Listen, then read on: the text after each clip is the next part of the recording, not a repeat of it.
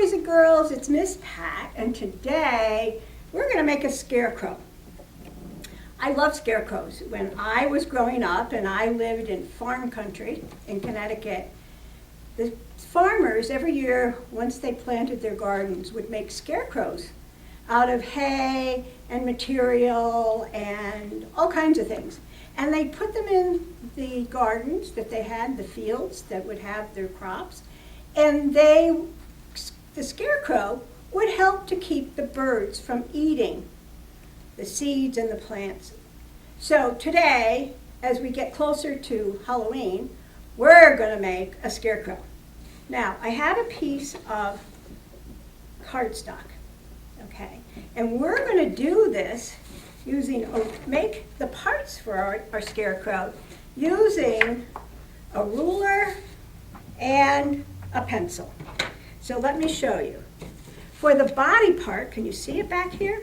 It's just a long rectangle. So the easiest way to do this is for you to take a ruler, put it down on the paper, make sure it's kind of even. The way I do it usually is I take the ruler and I make that part of the ruler right up here, and then I make a line.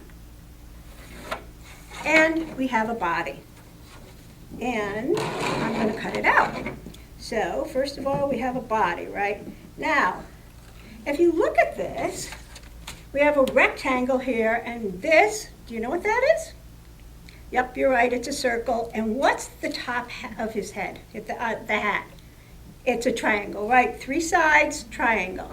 So I'm going to cut out this rectangle, which has 2 short sides and 2 long sides, actually. Okay. So now I have a body. And you can do the same thing, just like I did. The next thing you're going to need to do is find something that's round like this. I use the top of a jar. And I'm going to make a circle right here. Well, I'll put it right over here like this. How's that? And I'm just going to go right around it with my pencil, like that. If it's too hard, ask an adult or someone, maybe you have an older brother or sister, to give you a hand with it, okay? So now I have my circle, and that's going to become my head, right? Okay, so let's cut this out. Here we go.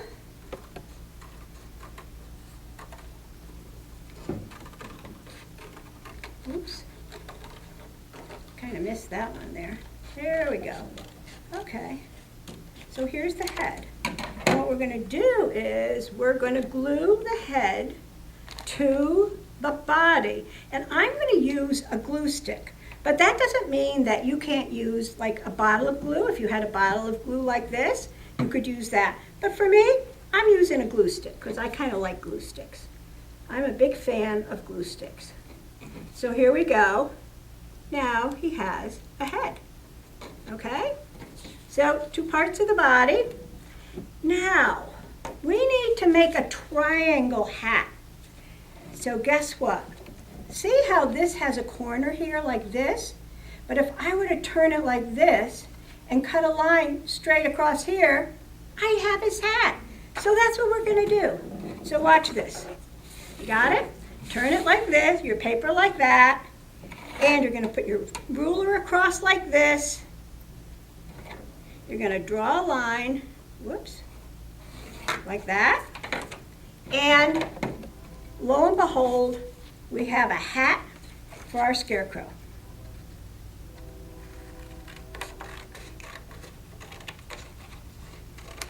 Now, I'm going to glue the hat on the scarecrow. Boop, just like that. So, again, glue bottle, or if you're like me and you love a good glue stick, then you're going to use a glue stick. I have many friends who come to the library, during the year when they come to reading time together. They can't wait to use glue sticks. And I understand why, because I love them. Now, whoa, what is this guy missing? I think he must need 2 arms. So, what we're going to do is we're going to take this paper and we're going to cut across. See, after I cut out the triangle, I have this piece like right here or right there, depending on how long you want to make your arms. And I'm going to just go like this, cut right up like this. And then I'm going to square it off. Just cut across there and cut that little triangle off. And then I'm going to cut another arm, okay? About this. Now, are they perfect? No. But are scarecrows perfect? Absolutely not. Let's see if we can make it about the same size. There we go. We put it like that. Boom. There we go. And we're going to give him 2 arms. One right here. Put that right here like that. And then we're going to put another one. Ooh, get those scraps out of there. We'd have a scrappy arm. That would be kind of silly, wouldn't it? If I made a scrappy arm. And there we go. We have us a scarecrow. Now, wow, we've got a scarecrow, but I think we need to give him a couple things, extra things. Like, how about 2 eyes, a nose, and a mouth? What do you think? Okay, so let me start here, and I'll give him, let me explain this. I'm using a black marker. Do you have to use a black marker? No, you could use whatever color you want, or if you have a great box of crayons, use your crayons, okay? I just happen to have this black marker with me right now, so I'm going to make 2 eyes, like this. One right here, we'll put one right over there, right? Okay, oops, this one looks a little small. There we go, and we'll give him a mouth. Now, when you make a mouth on a scarecrow, you kind of sew it. So we're going to make lines like this, like we'd sewn that mouth onto him. And we'll give him a little nose. How's that? Like that. Okay, now, so we have a scarecrow. What people used to do is they would make the scarecrows out of hay, and they would put them in their old clothes.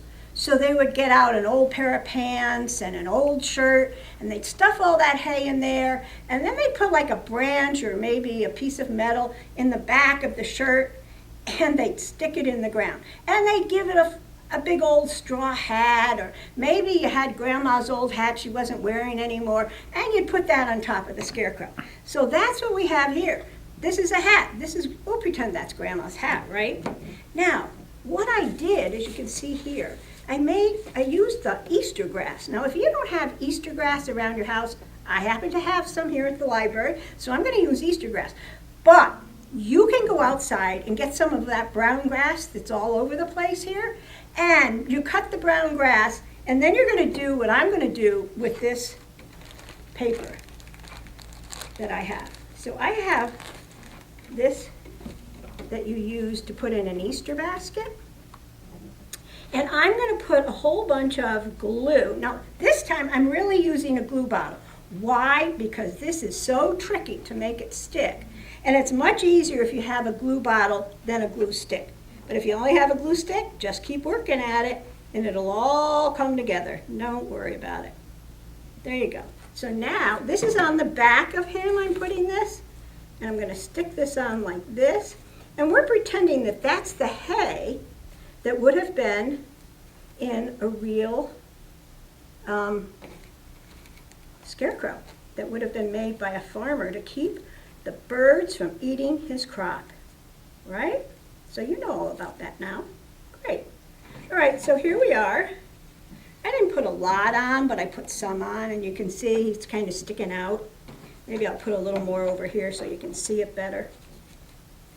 This glue thing is really kind of crazy because the paper's so crinkly, it's really hard for me to get it to always stick so well. But we're working on it, right? Great. Perfect. There we go. Okay, so now what I have is I have some material. I actually make quilts, and now I'm making masks. You know how you see lots of people with masks on because of the coronavirus? So I have all this different material. Now, let me tell you something. If you don't have material, do not get upset. Say, oh, what am I going to do? How am I going to put these patches like this on my scarecrow? Well, I'm going to tell you, you know what you do? If you have some paper that has printed on it, some printing on it, you could cut that up. Or you could take a white piece of paper, you could color it and decorate it, and then cut out squares and put it on your scarecrow. So lots of different ways of doing this. Okay, so let me turn this guy over. And I'm going to just give him 2 little patches, or her, whichever yours is. Sometimes they're girls, sometimes they're boys. I just never know for sure till I find the material. And so, I don't know, you can decide whether this is a boy or a girl material, or it's just a person material. I think that would be the best part if we saw it as just a person material, right? Yeah.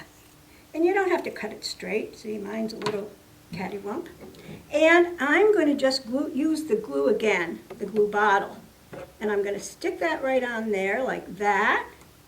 And let's see, what else do I have here? Wow. Oh. Look at this stripe. Stripes and polka dots. I love polka dots and I love stripes. Love them. Two of my favorite things for patterns and material are polka dots and stripes. So I'm going to just use some of this stripe material. I'm just going to cut it kind of crazy like that. And we'll just put it up here like this.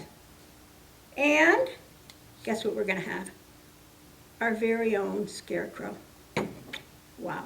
Okay, there we go. All right? So there you are, boys and girls.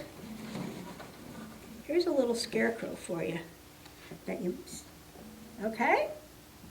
So have fun making them. Remember, you can use all kinds of different materials and you can still get a Scarecrow, because that's what they did back when I was young. They would use all kinds of outfits, all kinds of hats, but they would always use straw to actually fill their scarecrows with. So have fun. Hope you enjoy making it. Now, guess what time it is? It's time to read some books, okay? Okay, so the first book we're going to read is Clifford's Halloween. Now, I don't know about you boys and girls, but I have always loved Clifford, the big red dog. He is just so interesting and so funny and so kind and good-hearted. So let's read about him. And you know, the author of the Clifford books is Norman Bridwell. So, Clifford's Halloween. I'm Emily Elizabeth. Today is a holiday. It's my favorite day of the year. This is my big red dog, Clifford, and today is his favorite day, too. With a big red dog like Clifford, every day is fun, but holidays are the most fun of all. At Christmas time, Clifford makes a very good Santa. He already has a red coat. And on New Year's Eve, we stay up until midnight so Clifford can blow his New Year's Eve horn. Oh my, whew, he's got a big breath. And on Valentine's Day, Clifford is my favorite Valentine. And you should see Clifford on Easter. He makes a wonderful Easter bunny. On April Fool's Day, Clifford never plays tricks on anyone. And no one plays tricks on Clifford. On Thanksgiving, Clifford gets a great big turkey. But today is the best holiday of all, Halloween. Look at his nose. Last year we had a big Halloween party. I dressed as a pirate, but I didn't know how to dress Clifford. Daddy thought Clifford would make a good devil. I wanted him to be a clown, or maybe a witch. But Clifford wanted to be a ghost. When the children came to the party, nobody could guess who the big ghost really was. And who is that ghost? Right, Clifford. Yep. We had fun. We bobbed for apples. Clifford wanted to play, too. Look at what happened. We played another game with apples. Clifford won that game, too. Look at, he could get them all in his mouth. So silly. Then Mommy told us a ghost story, but we weren't afraid. We had the biggest ghost on our street taking care of us. After the party, Clifford and I went trick-or-treating. We didn't have much luck, but we didn't mind. Do you think maybe people were scared of the big red ghost? It was time to go to bed anyhow. Halloween was over. And now Halloween has come again, and I'm not going to be a pirate this year. I'm going to be a fairy princess. Oh, but what should Clifford be? An Indian chief? A knight? What do you suggest? What do you think? I don't know either, but I'm sure you'll think of an answer. Okay? All right, so now I'm going to read another book to you, and I have the book right here. It's called 10 Timid Ghosts, and it's by Jennifer O'Connell. I love Halloween stories. It's one of my favorite times of the year, just like Clifford. 10 timid ghosts in a haunted house. A witch moved in and wanted them out. One saw a skeleton and let out a whine. He flew to the woods, and then there were 9. 9 timid ghosts in a haunted house. A witch moved in and wanted them out. One saw a bat, but didn't wait. She flew to the woods, and then there were 8.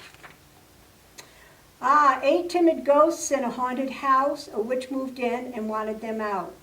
One saw a ghost and screamed, "Oh, my heaven!" He flew to the woods, and then there were 7. 7 timid ghosts in a haunted house. A witch moved in and wanted them out. One saw a cat. What a terrible fix. She flew to the woods, and then there were 6. Whoops. 6 timid ghosts in a haunted house. A witch moved in and wanted them out. One saw an owl and took a dive. He flew to the woods, and then there were 5. 5 timid ghosts in a haunted house. A witch moved in and wanted them out. One saw a vampire and dashed to the door. She flew to the woods, and then there were 4. 4 timid ghosts in a haunted house. A witch moved in and wanted them out. One saw a monster and was scared as scared could be. He flew to the woods, and then there were 3. 3 timid ghosts in a haunted house. A witch moved in and wanted them out. One saw a spider, and what did she do? She flew to the woods, and then there were 2. 2 timid ghosts in a haunted house. A witch moved in and wanted them out. One saw a rat and started to run. He flew to the woods, and then there was 1. 1 clever ghost in a haunted house. A witch moved in and wanted her out. She saw the witch coming undone. She flew to the woods, and then there were none. 10 angry ghosts in a deep, dark wood. That witch is too tricky and just no good. This isn't fair. We live in there. Let's band together and give her a scare. 1 mean old witch in a haunted house. 10 brave ghosts wanted her out. Boo! The witch saw the ghosts and howled with fear. She tore out the door screaming, "Get me out of here!" And look who's left at home. A bunch of happy ghosts. Okay, boys and girls, it's another fun day with you. I'm looking forward to when we can be together in the library again. Bye for today.